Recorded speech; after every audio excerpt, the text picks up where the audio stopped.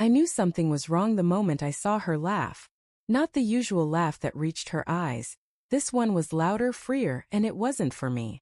The music thumped through the living room, low lights flickering over wine glasses and half-empty bottles. Claire had organized another of her small get-togethers. Though there were already 15 people in our house, I lingered near the kitchen, pretending to scroll through my phone while watching her across the room. She was standing too close to him.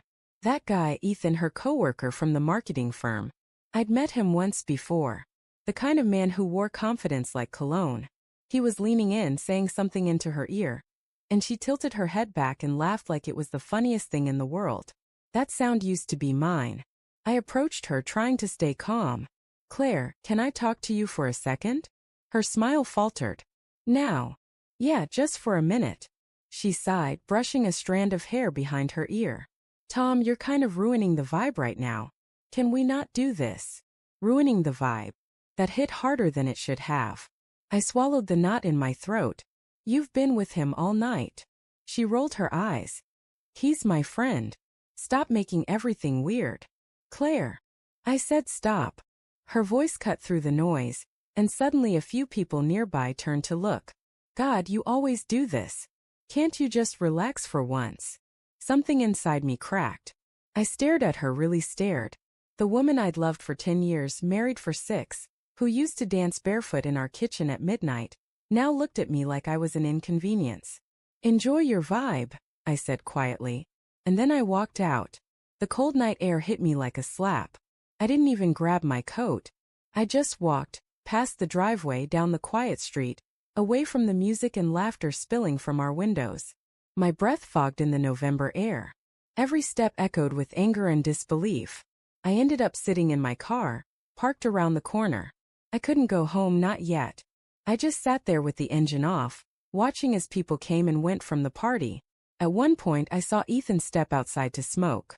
Claire followed him a few minutes later. They talked for a while. Then she laughed again. He touched her arm. That was enough. I drove. Not far, just aimlessly. Past darkened shops, past the park where we used to walk our dog, past the restaurant where we'd had our first date. Memories kept stabbing through me, sharp and relentless. I finally stopped at a 24-hour diner. Ordered coffee I didn't drink. Watched the clock crawl past midnight, then 1, then 2. I must have sat there for hours, lost in a fog of what-ifs and maybes. At 3:47 a.m., my phone buzzed for the first time. Claire. Then again. And again. By the time I looked, there were already 12 missed calls. I didn't answer. At 7 a.m. I finally drove home. The street was quiet, the sky still gray. I parked out front and just sat there staring at the house. The music was gone.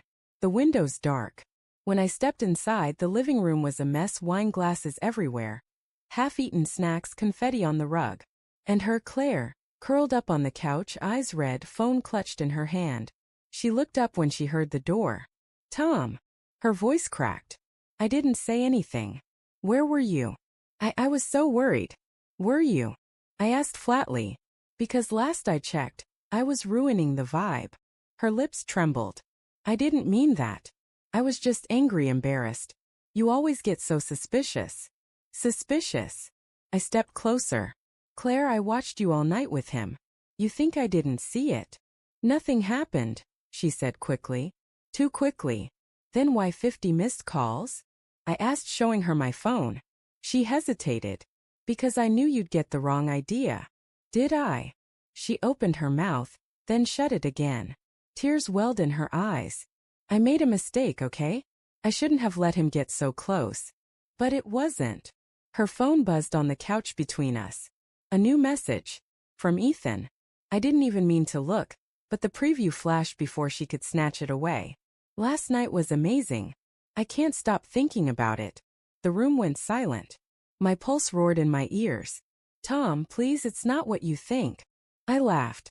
A sound that didn't feel like mine. "Not what I think. You said nothing happened." Tears spilled down her cheeks. "I swear I didn't plan it. We'd been drinking, everyone had gone home, and one thing just..." "Stop." My voice came out hoarse. "Don't. Just stop." I turned away, gripping the edge of the table until my knuckles went white.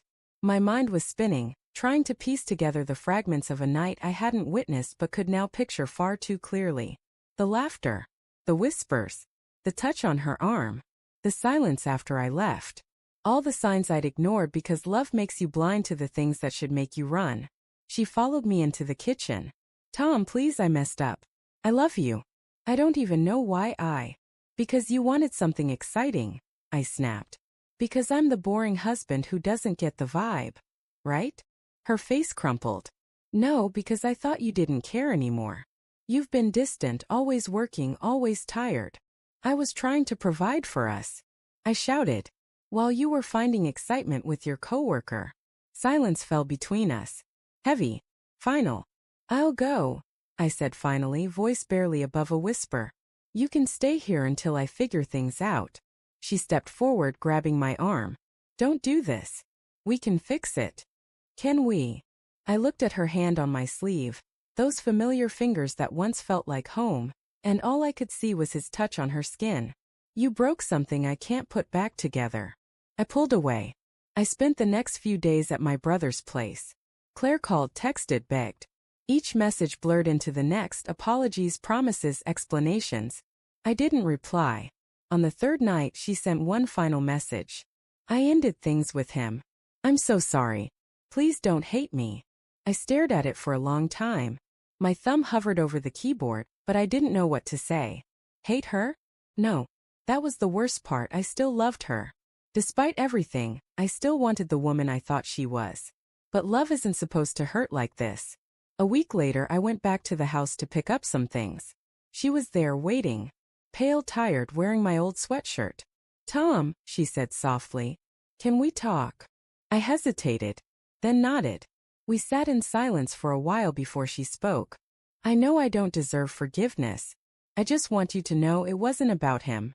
It was about me. Feeling lost, unseen. I thought if someone else wanted me, maybe I could want myself again. Her words stung because they weren't excuses, they were honest.